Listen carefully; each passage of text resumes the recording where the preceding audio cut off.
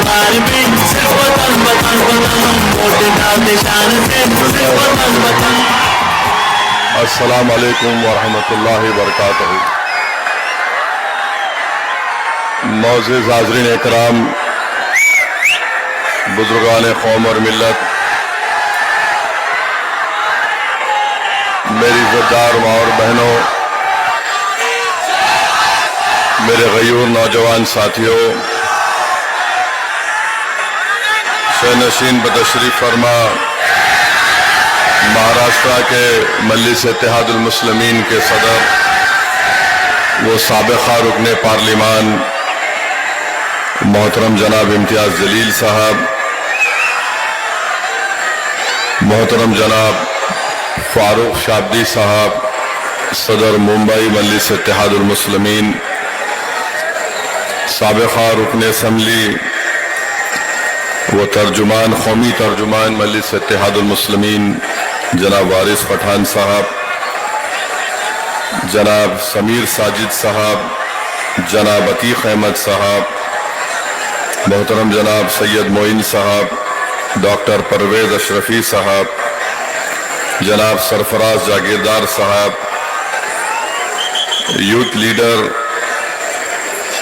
जनाब अंजर खां साहब, सनाउल्लाह खां साहब, और मैं अपनी जानिब से मेरे भाई जनाब समद खां साहब का, शहबाज हाजी साहब का, खालिद शेख साहब का और समीर शेख साहब का, जो आज मजलिस इत्तेहादुल मुस्लिमीन में शामिल हो रहे हैं, उनका दिल की गहराइयों से उनका खैर मुक़द्दम करता हूँ और मैं अल्लाह से दुआ करता हूँ कि इनकी मजलिस इत्तेहादुल मुस्लिमीन से शमूलियत ना सिर्फ मजलिस को मजबूती अता करेगी अहमदनगर में, बल्कि इंशाअल्लाह ताला पूरे अहमदनगर में एक इत्तेहाद की फ़िज़ा और मजबूत होगी। अज़ीज़ान मिल्लत इस्लामिया, हमारे डाइस पर बैठे हुए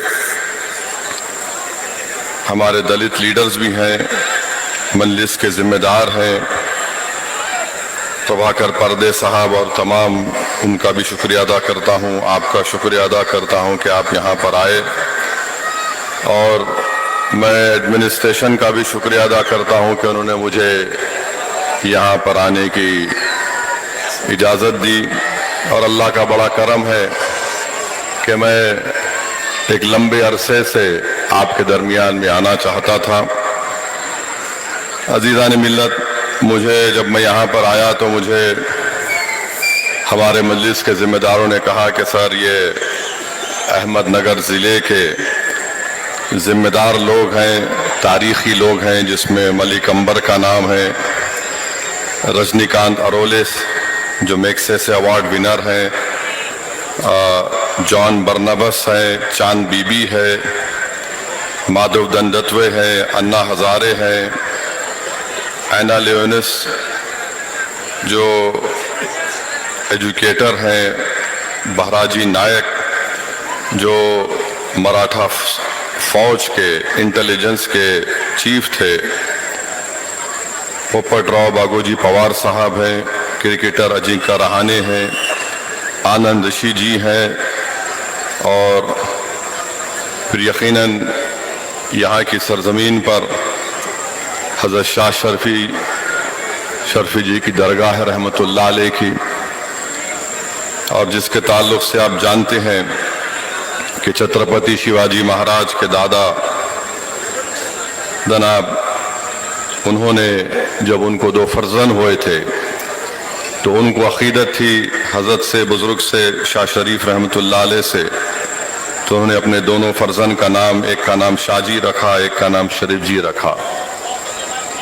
मगर अहमदनगर के नौजवानों को एक और बात बताना चाहता हूँ, ये शहर 3 और लोगों के नाम से भी याद किया जाता है। एक का नाम है नारायण आप्टे, विष्णु करकरे और मदन लाल पाहवा। आप जानते हैं इनका कनेक्शन क्या है अहमदनगर से? कितने लोग नहीं जानते? हाथ उठाओ। डाइस पे आप जानते हैं? तो इनका तारुफ कराता हूं आपको। जब महात्मा गांधी का कत्ल हुआ था 30 जनवरी को, बापू को उनके जिस्म में 3 गोलियां मारी गई थी और उन लोगों को जो गिरफ्तार किया गया था और जिनको सजा दी गई थी उसमें नाथूराम गोडसे थी, फांसी दिया गया। नारायण आप्टे को भी सजा दी गई जो इस शहर का था, और गोपाल गोडसे को जेल में सजा हुई गोडसे के भाई विष्णु करकरे और मदनलाल पाहवा। तो ये लोग भी अहमदनगर से ताल्लुक रखते थे। कौन? नारायण आप्टे, विष्णु करकरे, मदनलाल पाहवा। तो लोगों, अभी हम इतने लंबी तकरीरें सुन रहा था मैं हमारे साथियों की, वो अपने अपने तरीके से जो लोग अहमदनगर की इस पुरअमन फिजा में अपना जहर उगल रहे हैं, जिनके तकारीर से हम जानते हैं, मगर ये नई बात नहीं है। नारायण आप्टे कौन थे? महात्मा गांधी के कत्ल का मुल्जिम। विष्णु करकरे नगर का। मदनलाल पाहवा कौन थे? ये जहरीले उस वक्त भी थे।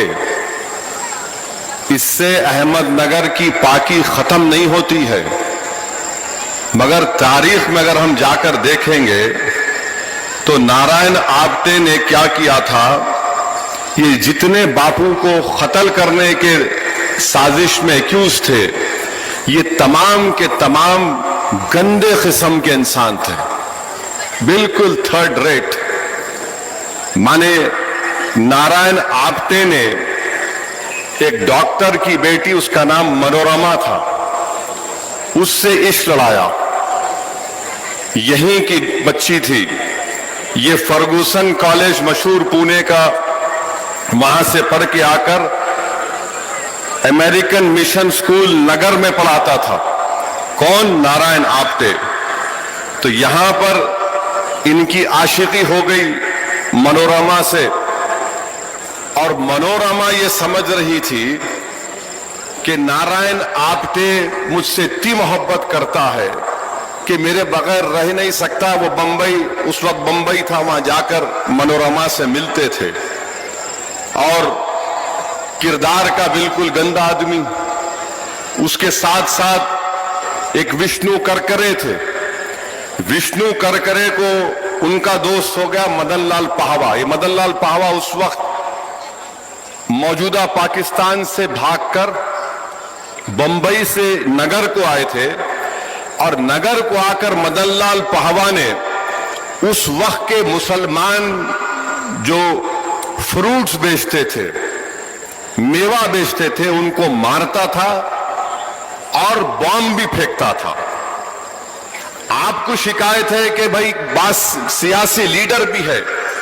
आपको जानकर हैरत हो गई कि नारायण आप्टे उस वक्त के अहमदनगर के म्युनिसिपल का इलेक्शन भी जीता था, उस वक्त का इलेक्शन जीता था। अब ये मदनलाल पाहवा क्या किया, औरंगाबाद में एक बहुत बड़ी तवाइफ थी, उसकी बेटी से इश्क करना शुरू कर दिया, मगर वो बच्ची तवाइफ नहीं थी। उसका नाम क्या था? उसका नाम था शिवांती।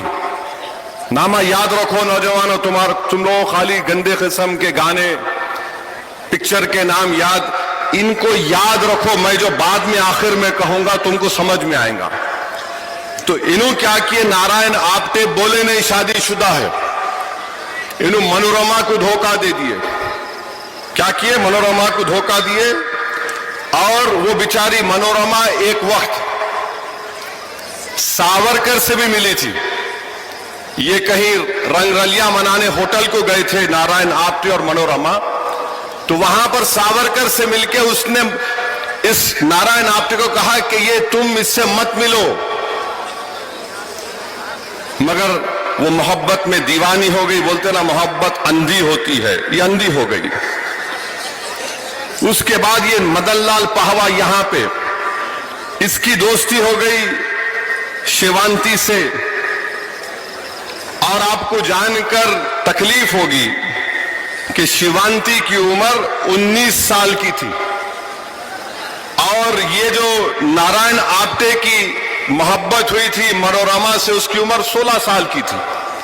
बहरहाल ये दोनों तीनों निकलकर कर विष्णु करकरे, नारायण आप्टे, मदन लाल पाहवा, ये तीनों मिलकर इनको जाना था दिल्ली।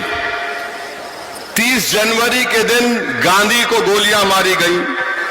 ये लोग क्या किए, 14 जनवरी को नगर से ट्रेन में बैठे, नगर पाहवा को, यानी ये मदन लाल पाहवा को सर पे मार पड़ा। उन्होंने बोला तुम चलो मैं बाद में आता हूं। ये चले गए, करकरे चले गए। फिर बाद में नारायण आप्टे जो है दिल्ली पहुंच गया और नारायण आप्टे ने कहा अपनी महबूबा से, मनोरमा से, देखो मैं जा रहा हूं। मनोरमा के वालिद पुलिस के दवाखाने में एक डॉक्टर थे और अगर तुमको मुझसे लव लेटर लिखना है तो मैं जैन साहब का एड्रेस दिए, तुम यहां लिख देना।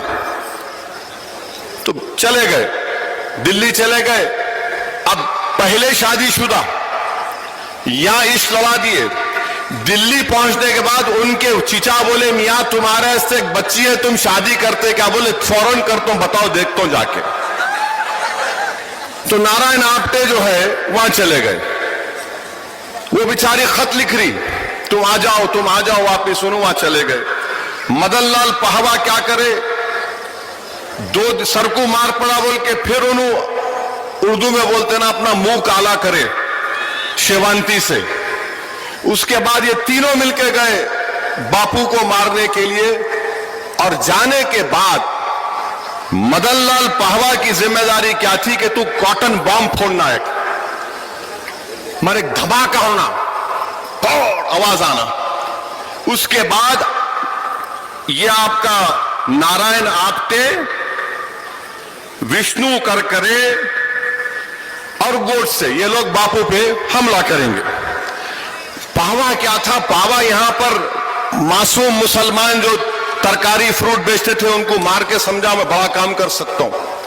वहां पर जाके पाहवा ठंडा पड़ गया, सुंद हो गया, एकदम नहीं कर सका। उसको पुलिस पकड़ ली, किसको? मदन लाल पाहवा को।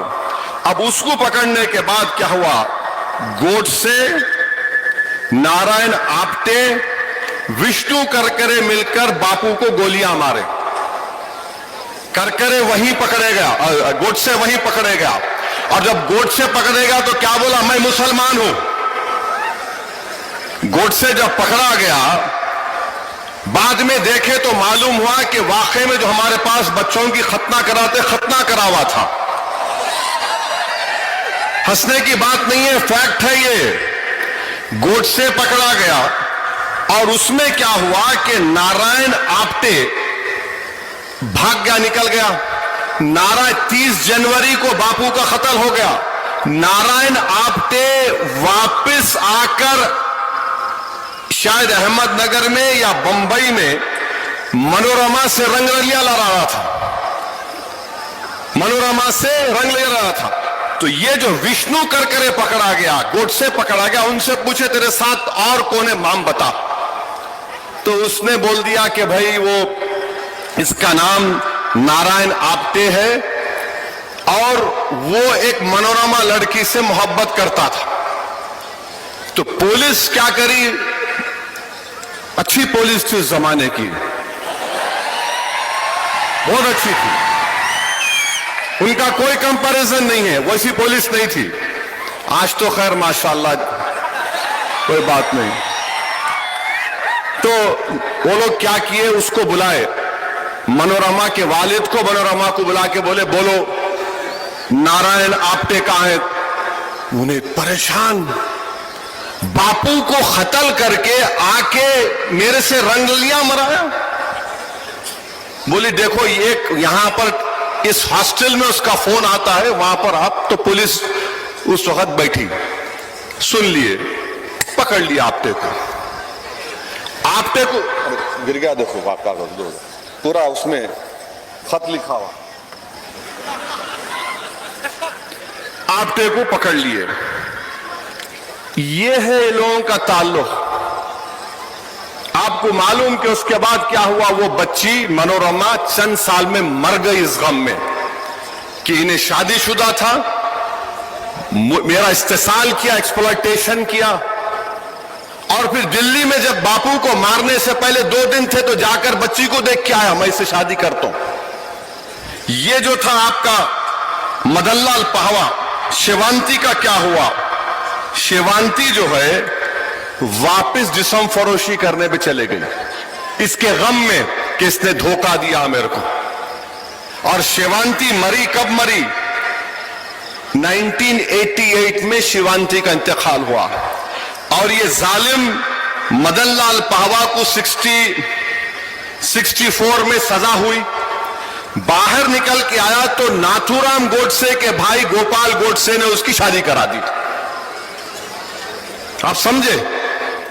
ये जहरीले लोग हैं। ये लोग समझा नहीं सके बराबर आपको, मैं समझा रहा हूं। तो ये लोग अपने जिससे मोहब्बत का दावा करते उसको धोखा देते हैं लोग, समझे आप? तो अब जो इनको रख के पाल रहे, बाबू होशियार रहो। जो इनको अब रख के बड़ा समझ रहे ना कि मेरा चाहने वाला है, ये किसके भी नहीं हो सकते। उस बच्ची की जिंदगी तबाह कर दिए। वो बच्ची जिस्म फरोशी पे चले गई, शिवांती। और आज आपको मैं बता रहा हूं, यही जहन आज हमारे भारत में है। नारायण आप्टे मर गया, फांसी हो गई, गोडसे मर गया, फांसी हो गई। मगर याद रखो वो जो जहर है ना, वो आज भी है। और ये गोडसे के ताल्लुक से हिंदुत्व की ताकतें बड़ा उसको बहादुर समझती। कितना बहादुर था मैं बोलता हूं आपको। गोडसे एक बार बीमार पड़ा तो अस्पताल में डाल दिए। अपने अतराफ में 3-4 नर्सेस को देखा गोडसे। इतना डर गया क्योंकि वो दवाखाने में बीमार पर तो कपड़े उतार के एप्रन पहनाते ना, तो गोडसे वो कपड़े पहन के भाग गया। नहीं। ये है गोडसे, ये है नारायण आप्टे, ये है विष्णु करकरे, ये है आपका मदनलाल पहवा। तो अहमदनगर से इन लोगों का ताल्लुक था, नारायण आप्टे का, विष्णु करकरे का, मदनलाल पहवा का, दत्तात्रेय परचोरे। ये ग्वालियर का आदमी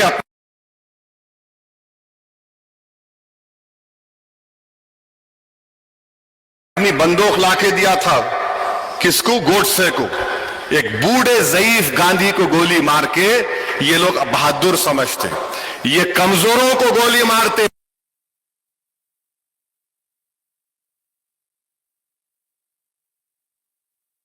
बहादुरों पर जुल्म करने की इनकी ताकत नहीं है, याद रखो मेरी बात को। ये कमजोरों पर जुल्म करते।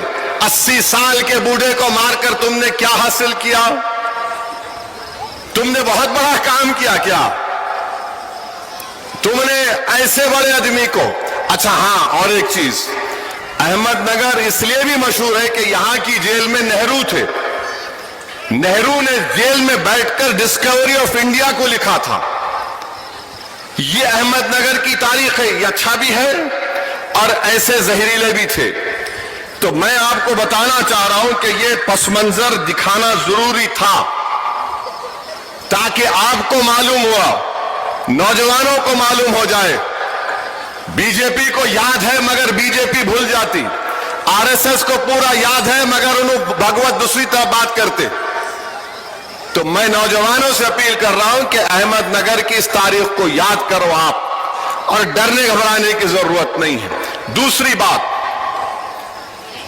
हमारा ईमान यह है कि हम रसूलुल्लाह सल्लल्लाहु अलैहि वसल्लम को दुनिया की तमाम चीजों से बढ़कर चाहते हैं।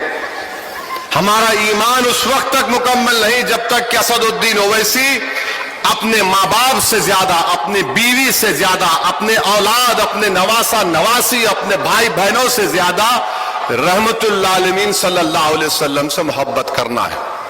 No compromise on that. आप हमारा पोस्टर निकाल लो, आप जो करते करो, मगर मेरा दुनिया में वजूद अगर है, मेरा शनाख्त है एक मुसलमान की, तो मोहम्मद सल्लल्लाहु अलैहि वसल्लम है, मेरा हर चीज वो है। अब नौजवानों, आपको शिकायत है कि जुल्म हो रहा है। याद रखो, जब हम मोहब्बत करते तो मोहब्बत की तारीख ये बता रही है, नगर के नौजवानों, सिद्दीक अकबर 1500 साल पुरानी तारीख तुमको बता रहा हूं, काबे का सहन है, सिद्दीक अकबर है, रसूल अल्लाह सल्लल्लाहु अलैहि वसल्लम के साथ है। कुफारान खुरैश ने सिद्दीक अकबर ने कहा कि दीन को कबूल करो और ये रहमतुल्लाह अलैहि सल्लल्लाहु अलैहि वसल्लम है। तो कुफारान खुरैश ने सिद्दीक अकबर को इतना मारा कि बाज रिवायतों में आया कि एक शख्स जो उद्बा बिन राबिया नाम था, वो तो अपना जूता निकाल कर, तो जब सिद्दीक अकबर बेहोश हो गए, अबू बकर सिद्दीक रजी अल्लाह ताला अन्हु, तो लोग ये देख रहे थे कि उनके चेहरे को देखकर ये नहीं कह सकते थे कि उनकी नाक कहां है, नाक पीछे है या आंख पीछे या सामने। बेहोश हो गए। जब सिद्दीक अकबर को होश आया तो पहला जुमला उनकी जबान से क्या निकला अपनी मां से, बताओ मोहम्मद सल्लल्लाहु अलैहि वसल्लम कैसे हैं, बताओ मोहम्मद सल्लल्लाहु अलैहि वसल्लम कैसे हैं। सिद्दीक अकबर की मोहब्बत गार में है, हिजरत कर रहे हैं, गार में सिद्दीक अकबर चले गए, बोले या रसूल अल्लाह आप ठहरिए। अंदर गए, गार को साफ किया, सब सुराखों में पत्थर लगाए, बोले आकाए दो आलम आप अंदर आइए। एक सुराख दिखा, अपना पैर रख दिया, सांप था, सांप डस दिया। सिद्दीक अकबर के आंख में आंसू आए, आंसू गिरना शुरू हो गए। रसूल अल्लाह सल्लल्लाहु अलैहि वसल्लम ने पूछा सिद्दीक अकबर से, अबू बकर क्या बात है? कहा रसूल अल्लाह सांप ने मुझे डस लिया। सिद्दीक अकबर नहीं चाहते थे कि आकाए दो आलम सल्लल्लाहु अलैहि वसल्लम को कुछ तकलीफ हो। रसूलुल्लाह सल्लल्लाहु अलैहि वसल्लम ने लाब दहन लाया और सिद्दीक अकबर को शिफा हो गई। अब नौजवानों, तुम्हारे से एक सवाल, 7वां आदमी कौन था जो इस्लाम कबूल किया? बताओ। इस पूरे मजमे में पूछ लो, मैं यहीं पर 5000 रुपए देके जाता हूं। 7वां आदमी कौन था जिसने इस्लाम को कबूल किया था? किसको मालूम? बगैर फोन में हजरत गूगल को देखे बोलना, जाके करेंगे। उनका नाम हजरत बिलाल था। हजरत बिलाल अबिसिनिया के थे। आज हमारे पास क्या है, बच्चे की शादी करने जाते, बच्ची गोरी है, कितना रंग साफ है उसका, बच्ची गोरी होना। हजरत बिलाल स्लेव थे, गुलाम थे। इतना जुल्म होता था उनके ऊपर कि उनके पीठ पर गरम रेत पर लिखाकर गरम गरम पत्थर हजरत बिलाल के सीने पर रख दिए जाते और बोलते बिलाल छोड़ दे इस्लाम को। तो पुकारते थे बिलाल, क्या अहद अहद अहद, यानी अल्लाह एक है। रसूलुल्लाह सल्लल्लाहु अलैहि वसल्लम सामने से गए और कहा बिलाल सबर करो। आकाए दो आलम ने सिद्दीक अकबर से कहा जाओ बिलाल को लेकर आओ। जब बिलाल को खरीद के लाए तो हजरत बिलाल को एजाज क्या हुआ? इस दीन में सबसे पहली अज़ान किसने दी? हजरत बिलाल ने दी। मक्का फतह हुआ, आकाए दो आलम ने कहा सब सहाबा हैं, किसको एजाज हासिल होगा कि अज़ान देंगे? आका ने फरमाया सल्लल्लाहु अलैहि वसल्लम, बिलाल चलो काबतुल्लाह के ऊपर। हजरत बिलाल काबे के ऊपर चढ़ गए, बोले किधर रुख करके दो? बोले बिलाल मेरी तरफ रुख करो। हजरत बिलाल ने अज़ान दी, अल्लाहु अकबर अल्लाहु अकबर। और जब रसूलुल्लाह सल्लल्लाहु अलैहि वसल्लम पर्दा फरमाए, हजरत बिलाल मदीने में नहीं रह सके, चले गए कहां? सीरिया को चले गए। ख्वाब में रसूलुल्लाह सल्लल्लाहु अलैहि वसल्लम आए, बोले बिलाल तुम क्या हमको भूल गए? हजरत बिलाल को ख्वाब में आकर कहा बिलाल क्या तुम हमको भूल गए? हजरत बिलाल वापिस आए मदीने को। फिर इमाम हसन और हुसैन आकर उनसे कहा बिलाल नाना जान की आजाद हो। हजरत बिलाल ने कहा नहीं दे सकता मैं। बोले नहीं है, हुक्म है हमारा। तो उन्हें कहा कि आप आले रसूल हैं। आजादी हजरत बिलाल ने। मदीने शरीफ में कोहराम मच गया कि लोग समझे कि रसूलुल्लाह सल्लल्लाहु अलैहि वसल्लम वापिस आ गए। मगर हजरत बिलाल अशहदु अन्ना मोहम्मद रसूल अल्लाह पे पहुंचे, बेहोश हो गए, बेहोश हो गए। ये मोहब्बत है हजरत बिलाल की रसूल अल्लाह सल्लल्लाहु अलैहि वसल्लम से। जब हजरत बिलाल की जिंदगी का आखिरी वक्त, तो उनकी बीवी ने कहा, वाह हज़ाना कि क्या गम का वक्त है। तो हजरत बिलाल ने कहा, वाह तराबा, क्या खुशी का वक्त है। बीवी बोल रही है गम का वक्त है, बिलाल कह रहे वाह तराबा। बोले क्यों कह रहे? बोले रसूल अल्लाह सल्लल्लाहु अलैहि वसल्लम से मुलाकात का वक्त है। तो कभी भी मौत से डरना नहीं, रसूल अल्लाह सल्लल्लाहु अलैहि वसल्लम से मुलाकात का वक्त है। नौजवानों, क्या तुम जानते खुबैब बिन अदी कौन थे? सहाबी रसूल हैं। पकड़ लिया उनको कुफारान कुरैश, स्लेब पर माने क्रॉस पर लटका दिए। कोई चाकू मारता, कोई छुरी मारता, और किसी कहने वाले कहा कि ऐ खुबैब, क्या अच्छा होता है कि तुम्हारी जगह पर रसूल अल्लाह सल्लल्लाहु अलैहि वसल्लम और तुम घर में आराम से बैठो। हज़रत खुबैब ने कहा, खुदा की कसम नहीं, मैं सब कुछ कुर्बान कर दूंगा, मगर मेरे आकाए दो आलम सल्लल्लाहु अलैहि वसल्लम के जिस्म मुबारक में एक कांटा भी चुभता नहीं देख सकता। जब उनको फांसी की सजा दी जा रही थी, तो हजरत खुबैब बिन अदी ने कहा कि ऐ जालिमों, मुझे 2 रकात नमाज पढ़ने दो। ये 2 रकात नमाज मौत से पहले ही हजरत खुबैब बिन अदी की है। नौजवानों, 2 रकात नमाज पढ़े और नमाज पढ़ के दुआ करे, अल्लाह मैं तेरे से शिकायत कर रहा हूं, मैं तुझसे शिकायत कर रहा हूं, मौला मेरा ईमान खत्म नहीं होना, मैं दीन पर मरना, या अल्लाह मुझे दीन पर मरने दे। मौत सामने मर, दुआ क्या कर रहे, शिकायत कर अल्लाह से। और फिर क्या कहा, अल्लाह जो आज मुझे लोग मार रहे, अल्लाह तू उनको चुन चुन कर तो उनसे बदला ले। तो जो लोग आज जुल्म कर रहे, हजरत खुबैब बिन अदी की रूह पुकार कर कह रही है कि जो लोग आज हम पर जुल्म कर रहे, हम कमजोर समझ रहे ना, अल्लाह हमारा बदला लेगा इंशाअल्लाह ताला। तुम जो बेजुबान हमको समझकर मार रहे हो, तुम कमजोर समझकर हमारे घरों को तोड़ रहे हो, तुम हमको पीट रहे हो, नौजवानों की जवानी को जेल में डालकर बर्बाद कर रहे हो, अल्लाह बदला लेगा, हम कुछ नहीं करेंगे इंशाअल्लाह। मेरे अजीज दोस्तों और बुजुर्गों, हौसलों को बुलंद रखो। जब खुबैब बिन अदी पर जुल्म होता था, तो एक सहाबी रसूल थे, सईद बिन अमीर का नाम था, वो सीरिया के गवर्नर बन गए। तो रातों में बाज़ औक़ात तो बेहोश हो जाते। फारूक आज़म खलीफा थे, उनसे पूछा कि सईद बिन अमीर क्या है ये? बोले मैं उस वक्त खुबैब बिन अदी के पर जुल्म किया जाता था, देखता हूं तो बेहोश हो जाता हूं। तो तुम समझ रहे अल्लाह नहीं देख रहा ये? और आप हम समझ रहे अल्लाह देख रहा। मेरे भाई, अल्लाह सब कुछ करने वाला है। और अगर तुम्हारे दिल में जरा सा भी ये ख्याल पैदा है, यार बड़ी बेबसी है यार, बड़ी बेबसी है यार, क्या हो रहा है ये? मेरे दोस्त, गज़ा को याद करो, 65,000 शहीद हो गए। कितने? 65,000 गज़ा में शहीद हो गए। और क्या बोल रहे हैं? मरने को तैयार है, मगर जालिम के आगे झुकने को तैयार नहीं है। गज़ा की माए अपने बच्चों को उठा कर कह रही है कि बेटा जा, बेटी जा। जब रसूलुल्लाह सल्लल्लाहु अलैहि वसल्लम के पास जा, तो जाकर शिकायत करना कि दुनिया अंधी हो चुकी थी, हमारे कत्ल को नहीं देख रही थी। बाप नौजवान बच्चे की लाश की तरफ देखकर कह रहा है, बेटा जा, रसूलुल्लाह सल्लल्लाहु अलैहि वसल्लम को मेरा सलाम कहना, और कहना कि मैंने अपने बेटे को कुर्बान कर दिया। मौजूदा दुनिया में अगर करबला की तारीख कहीं पर दोहराई जा रही है, तो गज़ा में दोहराई जा रही है। मेरे अजीज दोस्तों और बुजुर्गों, हिम्मतों को बुलंद रखो। ये दुनिया दारुल अमल है, ये जन्नत नहीं है, दारुल अमल है। ये अमल करना है नौजवानों, हिम्मत से काम करना है। हौसलों को बुलंद रखो।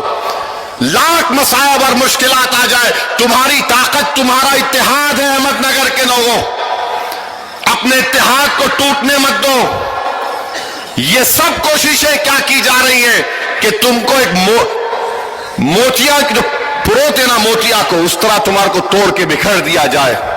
तुम मुत्तहिद रहो, अल्लाह इंशाअल्लाह ताला हमारा हामी और नासिर है। हमेशा याद रखो, हमेशा याद रखो, अल्लाह हमारे लिए काफी है। हस्बुनल्लाहु निअमल वकील, हस्बुनल्लाहु निअमल वकील। इस चीज को अपने दिलों में बिठा लो नौजवानों। और रसूलुल्लाह सल्लल्लाहु अलैहि वसल्लम से जब मोहब्बत का दावा कर रहे तो मस्जिदों को आबाद रखो, अपने माँ बाप से अच्छा सलूक करो, अपनी बीवियों पर हाथ नहीं उठाना। अगर बीवी गुस्सा भी करती तो मेरी शादी होके करीब 30 साल हो गए, तो कामयाब शादी का राज यह है जो शादी करने वाले हैं ना जो नहीं करे। अब जो नहीं करे उन बहुत ऊपर चले गए आजकल, या करके छोड़ दिए होंगे, क्या है छोड़ो। मगर अगर शादी करे, बीवी गुस्सा भी करे तो बोलना ओहो रहमत बरस रही, आज नीचे मुंडी करना, कभी आर्ग्यू नहीं करना, इसमें कामयाबी है। अपनी माओं पर रहम करो, अपने ज़ईफ माँ बाप पर रहम करो, इस माशरे की बुराइयों का खात्मा करो, पड़ोसियों पर रहम करो, चाहे तुम्हारा पड़ोसी हिंदू हो, मुसलमान हो, सिख हो। यह रसूलुल्लाह सल्लल्लाहु अलैहि वसल्लम की सुन्नत है। अब चौथी बात यह है कि यहां पर तूफान आया, नगर में करीब 16 लाख फसल की जमीन बर्बाद हो गई। हम पूछना चाह रहे, हाँ उससे पहले आई लव मोहम्मद के ऊपर एक वाकया याद आया। एक सैयद मोहम्मद मेहदी साहब हिस्टोरियन है, उनकी किताब है। उनके किताब के शुरुआती सफात में उन्होंने एक वाकया लिखा। बहादुर शाह जफर, कौन है बहादुर शाह जफर, जानते आप? कितने जानते, हाथ उठाओ। अरे तुम ना पढ़ रहे नहीं, खाली अब घुस जाता अंदर मुंह में फोन तुम्हारे। बहादुर शाह जफर आखिरी बादशाह, 83 ईयर्स ओल्ड।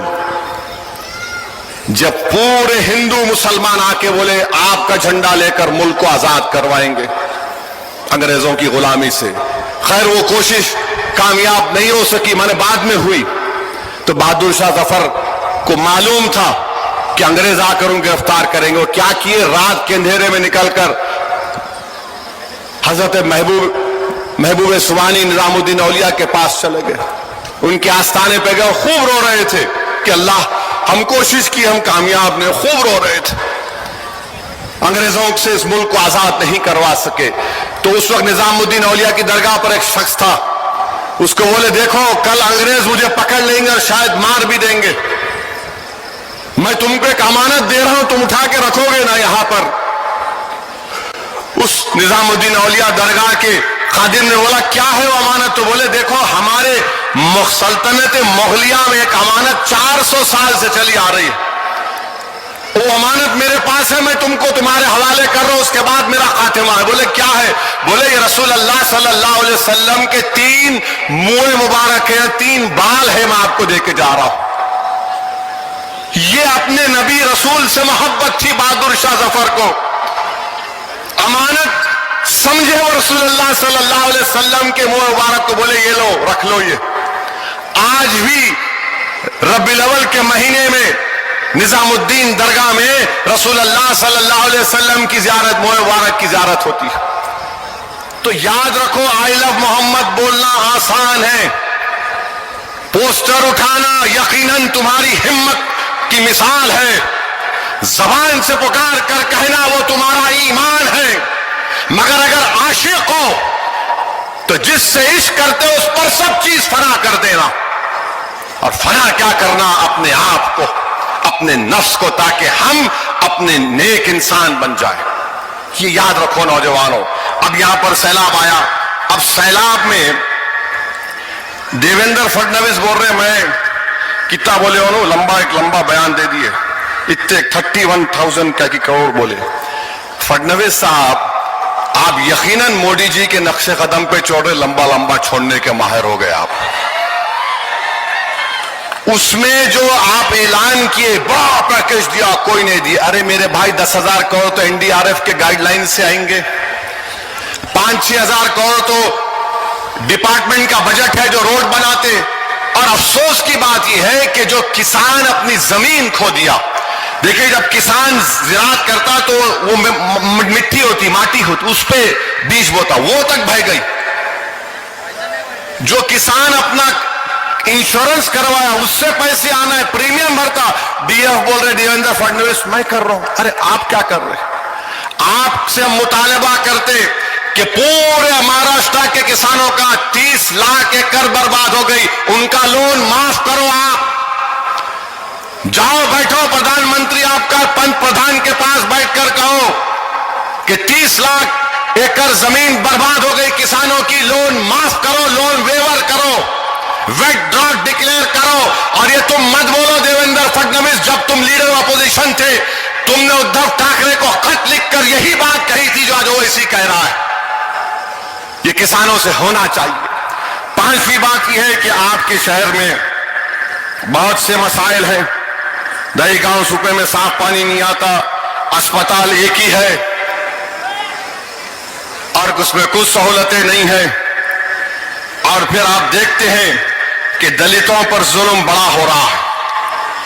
एनसीआरबी का डेटा है, सिर्फ नगर में, हजरत पुलिस को बोल रहा हूं फॉर योर इंफॉर्मेशन, 2023 में नगर में 203 केसेस दलितों के जो जुल्म हुआ उस पर, दलित महिलाओं पर जुल्म हुआ 38 केसेस, पॉक्सको के केसेस 13 केसेस, रेप हुए खवातीन का 44 केसेस। उत्तर प्रदेश जहां पे और एक बाबा है, गोली मारो बटेंगे तो कटेंगे, सबसे ज्यादा दलितों पर जुल्म उत्तर प्रदेश में हुआ, 15,100 के ऊपर केसेस यूपी में है, 15,000 केसेस। और बोलते बटेंगे तो कटेंगे, ठोक दो, गोली मार दो, बुलडोजर चला दो।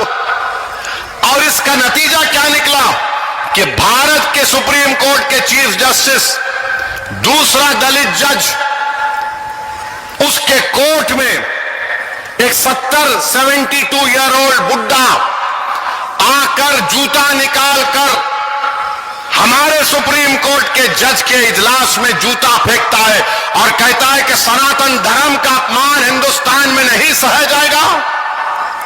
अरे उसका गवाही साहब, सुप्रीम कोर्ट के दूसरे दलित जज जूता उठाकर फेंकना, वो पूरी अदालत की तौहीन है।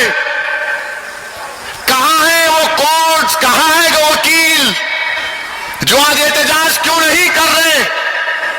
अगर तुमको दलितों से मोहब्बत नहीं तो क्या तुम सुप्रीम कोर्ट की अजमत के कायल नहीं हो? तुम क्यों हड़ताल नहीं कर रहे? तुम क्यों प्रोटेस्ट नहीं कर रहे? इसलिए नहीं कर रहे तुम क्योंकि एक दलित के ऊपर एक बड़ा आदमी जूता उठाकर फेंका। और ये चीफ जस्टिस के पिताजी जब बाबा साहेब अंबेडकर हिंदू धर्म को छोड़कर बुद्धिस्ट धर्म को इख्तियार कर रहे थे तो इनके वालिद वहां पर मौजूद थे।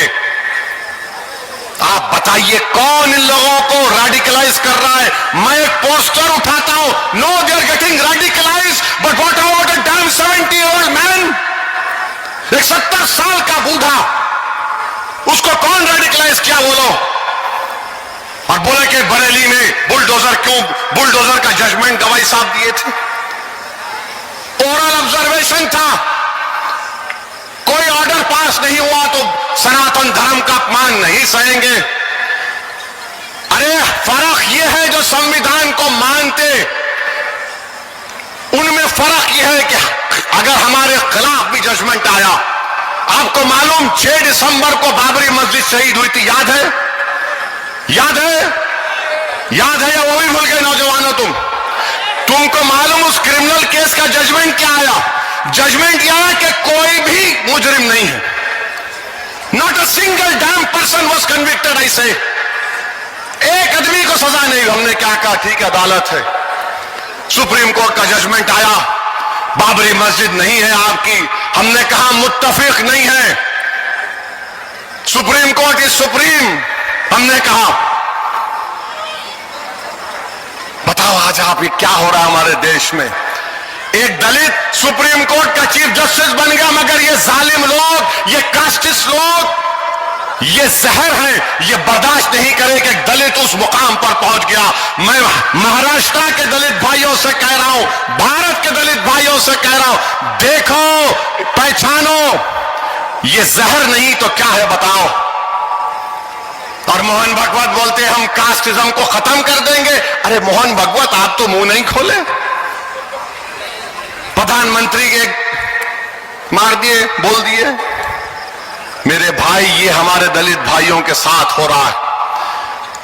कमजोरों को कमजोरों के साथ रहना चाहिए, उनके गम को समझना चाहिए, उनकी तकलीफ को अपनी तकलीफ समझनी चाहिए।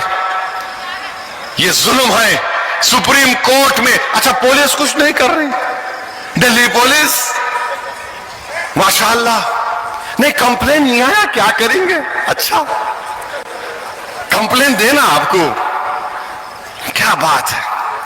अब फिर आप आ जाइए मुद्दे पे कि यहां पर मैं आया, पिछले बार हम क्यों नहीं आए। इसलिए नहीं आए क्योंकि यहां पर छोटा सा वाकया हुआ, पुलिस तो बोली आ जाओ, मैं बोला नहीं, बच्चे गिरफ्तार हुए, उनके मां बाप तकलीफ में होंगे, शहर को पुरअमन रखना है, मैं जलसा बाद में करूंगा। इम्तियाज जलील साहब, हमारे रुकने बल्दिया साहब नाराज भी हो गए, क्या असद भाई टाइम देके नहीं आए। मैंने कहा नहीं, शहर का अमन हमारे लिए सबसे बड़ी चीज है, आज जलसा करने आया मैं, तो कोई परेशानी की बात नहीं है। मैं आपसे वादा करके जा रहा हूं, इंशाअल्लाह ताला दोबारा जब इलेक्शन में आऊंगा तो मुकुंदा नगर में पदयात्रा करूंगा, घर घर जाके तुम लोगों से मिलूंगा इंशाअल्लाह ताला। हर गली कूचों में जाऊंगा, तुम्हारा घर मेरा घर है, मेरा भी तुम पे उतना हक है, मैं आपके पास वारा आऊंगा। और ये लोग ये सब बड़ी बड़ी बातें करते, भाई फिक्र मत करो, मैं सुन सुन के कान पक गए मेरे। दूल्हा जब आता देखो शादी खाने को, तो आप लोग धिंगाना पकड़ते, धिंगाना मालूम क्या था धिंगाना, पैसे दो बोलते देखो, तो दूल्हा आया तो होता धिंगाना दो, धिंगाना दो, दूल्हा आ गया, चलते रहता है। ये फिक्र मत करो, नजर अपनी आगे रखो, ये छोटे छोटे चीजों पर अपने को नजर डालना नहीं है। और मैं पुलिस को पूछना चाह रहा हूं, आपका इख्तियार है, आप BNSS में मेरे को नोटिस दिए, शायद पुलिस को नहीं मालूम कि जब ये बिल BNSS का पास हो रहा था, सेक्शन 168 पे मेरी तकरीर है, 35 मिनट्स में पार्लियामेंट में इतना लंबा बोला, इम्तियाज जलील बैठे हुए थे, 35 मिनट्स में बोला। और उस वक्त में बोला था कि रूलेट एक्ट है, अगर गांधी जिंदा होते, भगत सिंह जिंदा होते तो इस कानून के खिलाफ खड़े हो जाते नए BNSS पर। आप मेरे को नोटिस दिए, क्या है ये? आपको लगता है कि मेरे को भारत से मोहब्बत नहीं है, सिर्फ आपके जो पॉलिटिकल मास्टर्स हैं बोल दिया आप सुन लेंगे। जो ऑपरेशन सिंदूर के बाद भारत का ग्रुप गया था, मैं भी गया था, बहरीन में गए थे, बहरीन में थिंक टैंक है, आप बोल रहे हो सुनो, थिंक टैंक, बड़ा थिंक टैंक है, वहां पर एक बैठे हुए अरब ने कहा कि भारत ने फलस्तीन पर अपना पॉलिसी बदल दी, ये कैसे हुआ? हमारे ग्रुप लीडर मेरी तरफ देखे, बोला ठहरो बोलता हूं मैंने उनसे पूछा कि हम भारत में बैठ के आपसे पूछना चाह रहे, आप तो पड़ोस में हैं, हम तो दूर हैं, आप क्या कर रहे हैं? आप तो बिल्कुल 40 मिनट्स का भी फ्लाइट नहीं है आपको, लोग भूखे मर रहे, आप क्या कर रहे? फिर उसने चिढ़ के बोला, वो मेरे को थिंक टैंक का professor, what is it that you have done? मैंने हम तो पहले रहे, आज भी हम फलस्तीनियों का एड का बजट हमारे पास है। खामोश हो गया वो बेचारा, परेशान हो गया। अरे मैं वहां जाके बोला भारत की मोहब्बत में, किसी वजीर आजम की मोहब्बत में कभी ना बोलूंगा इंशाअल्लाह ताला, भारत की मोहब्बत में। आप मेरे को नोटिस दे रहे, बकवास लिख रहे इसमें, आप क्या बकवास है ये? अच्छा, हम ये आखिर मेघ से इतनी मोहब्बत क्यों? मैं 56 इयर्स का हो गया, दाढ़ी वाइट हो गई, white only love me. I love Muhammad sallallahu alaihi wasallam. That is a fact. No, ठहरिए, मगर मेरे से ही अच्छा कोई शरद पवार की पार्टी का लेटर नहीं, अजीत पवार का पार्टी का लेटर नहीं, उद्धव ठाकरे का पार्टी का लीडर आया नहीं, शिंदे का पार्टी का लीडर आया नहीं, बीजेपी का आया नहीं, कांग्रेस का आया नहीं, आरएसएस का आया नहीं, गौरक्षकों का आया नहीं, मगर हम आते की नजर आता, ओहो मियां भाई आ गए। तो मालूम हुआ, पुलिस को भी मालूम कि एक ही मर्द है, बाकी क्या है I don't know, you know I don't know. Letter लिख रहे, ये लेटर दिए, मैं लाऊं, मैं क्या लिखा उसे पढ़ के सुना रहा हूं मैं आपको, इंग्लिश में बोला मैं। बाज लोग समझते दाढ़ी टोपी इन्हें नहीं बोल सकता इंग्लिश में। अल्लाह के करम से मेरे माँ बाप ने रसूल अल्लाह सल्लल्लाहु अलैहि वसल्लम के सदक़े तुफ़ैल में मेरे को पढ़ाया, मैं जाके पढ़ा, बहुत मुसीबत उठाया के पढ़ा, मैं अंग्रेजी में लिखा, I am of the opinion that this notice that is given to me as a 5-time member of parliament is a grave violation of article 19, article 25 of the Indian constitution. This is a violation of fundamental rights. These notices are exclusively given to me only, not to other leaders, political parties like BJP, Shiv Sena, both NCP, both Congress. This shows the bias and discriminatory attitude of the government. I reject it. मैंने कहा reject it. आप ये खामखा love letter दे रहे हैं मेरे को, मैं क्या करूंगा, उसको करूंगा, क्या करूं बोलो,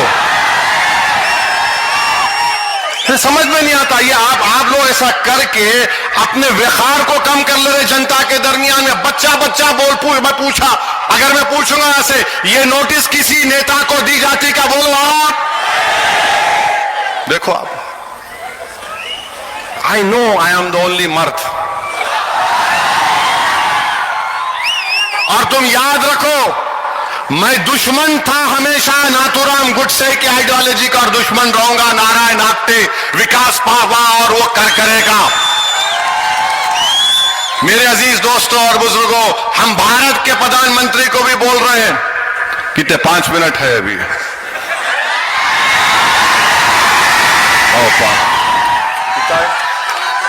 4 मिनट, चार बहुत है, पार्लियामेंट में 5 मिनट में धोखे निकल जाते हैं हम प्राइम मिनिस्टर को बोल रहे, प्राइम मिनिस्टर आज डोनाल्ड ट्रंप को मुबारकबाद दिए और नेतन्याहू की लीडरशिप की तारीफ करे। देश के प्रधानमंत्री, पंत प्रधान, वो नेतन्याहू दुनिया का सबसे बड़ा गुंडा है, जहन्नम का कुत्ता है, जिसने 65,000 लोगों को मार दिया, 20,000 बच्चे हैं, 20,000 खवातीन हैं, 12 लाख लोग बेघर हो गए, और प्रधानमंत्री, पंत प्रधान उसकी लीडरशिप की तारीफ कर रहे हैं। क्यों प्रधानमंत्री, क्यों कर रहे हैं आप नेतन्याहू की तारीफ? क्या आपकी आइडियोलॉजी और ज़ायनिज्म की आइडियोलॉजी एक है? आप तो भारत के प्रधानमंत्री है ना, आप भारत के प्रधानमंत्री हैं। हम कंडेम करते नरेंद्र मोदी ने जो नेतन्याहू की तारीफ किस लीडरशिप की, वो लीडरशिप नहीं है।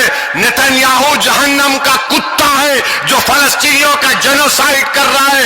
और सुन लो नेतन्याहू और उसकी तारीफ करने वालों, जब तक दुनिया कायम रहेगी, मस्जिद अक्सा और बैतुल मुकद्दस की एहतजाज की लड़ाई बच्चा बच्चा लड़ेगा इंशाअल्लाह ताला।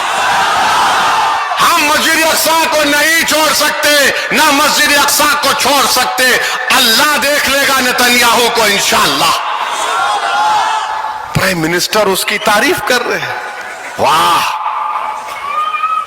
तो मालूम होता है कि कहीं ना कहीं ऊपर जाके कोई तार मिलता है, कोई तार मिलता है कि वजीर आजम एक ऐसे आदमी की जिसको इंटरनेशनल क्रिमिनल कोर्ट, जिसको ICC उसके खिलाफ वारंट इशू किया। अब मेरी तकरीर के बाद ये हिंदुत्व के लोग बोलेंगे ओवैसी क्या बोल रहा? अरे सुन, कुलभूषण मालूम कौन था? कुलभूषण जो पाकिस्तान की जेल में है, वो जालिम उसकी फौज जालिम वो कुलभूषण को सजाए मौत देना चाह रहे थे, तो भारत गया इंटरनेशनल क्रिमिनल कोर्ट को, जाकर उसकी सजा को रुकाया। तो ओवैसी जो बात कह रहा है दलील के साथ कह रहा है। तो मेरे अजीज दोस्तों और बुजुर्गों, आप अपने हिम्मतों को बुलंद रखेंगे और जो बच्चे हमारे महरूस हैं उनको जवाब दे रहे हैं कि हम तुमको नहीं बोले, आप हमारी दुआओं में हैं। हम दुआ करेंगे कि अल्लाह तुमको बाइज्जत रिहा करवा दे, अल्लाह तुम्हारे माँ बाप पर रहम करे।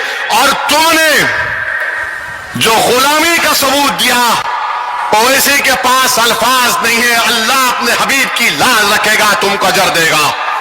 अल्लाह जरूर हमारा मालिक, अल्लाह हमारा नासिर है। तो मेरे अजीज दोस्तों और बुजुर्गों, ये शहर के अमन को बरकरार रखिए, पहचानिए मौजूदा नारायण आप्टे को, विष्णु करकरे को और मदन लाल पहवा को। ये पुराने लोग हैं, हमेशा रहेंगे, मगर आप मजलिस का साथ दीजिए। आने वाले लोकल बॉडी में वोट किसको पड़ेगा? मजलिस के निशान पर पड़ेगा। मजलिस का निशान क्या है? जोर से बोलो और जोर से बोलो। पतंग के निशान पर वोट देंगे ना तो डरेंगे तो नहीं। अब मेरी तकरीर के बाद शैतान के लोग आएंगे, आके खुश करेंगे, तो आप क्या बोलना उनको? भाग, आई लव। अल्हम्दुलिल्लाह, अल्लाह सलामत रखे आप तमाम को। बहुत बहुत शुक्रिया।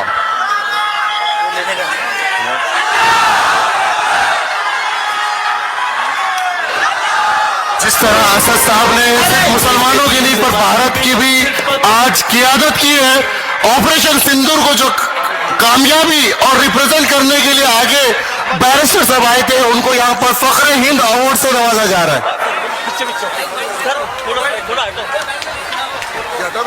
निशान से सिर्फ पतंग पतंग उड़ रही है तरफ से, सिर्फ पतंग पतंग पतंग जीतेगी इस बार भी सिर्फ पतंग पतंग।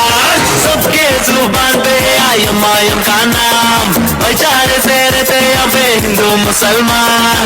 असद बाबा है हमारे हैदराबाद की जान, पूरे हिंदुस्तान में इनकी अलग है पहचान। यहाँ के लोगों के दिलों के जैसा रोड़ा भी है साफ हिंदुस्तान में। और उसी के साथ आज मोहसिन भाई को भी यहाँ पर यूथ कोऑर्डिनेटर शहर की जिम्मेदारी दी जा रही है। मैं इम्तियाज जलील साहब और असद साहब से गुजारिश करता हूँ कि वो उनको इस अपॉइंटमेंट से नवाजें।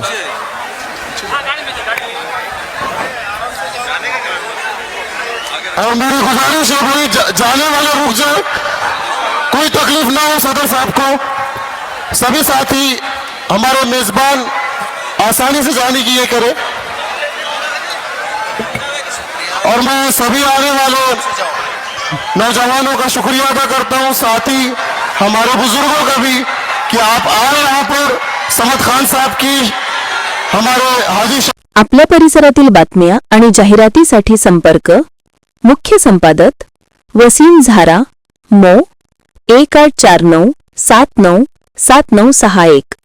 बातम्या आवडल्यास लाईक करा, कमेंट करा, शेअर करा, बेल आयकॉनवर क्लिक करायला विसरू नका।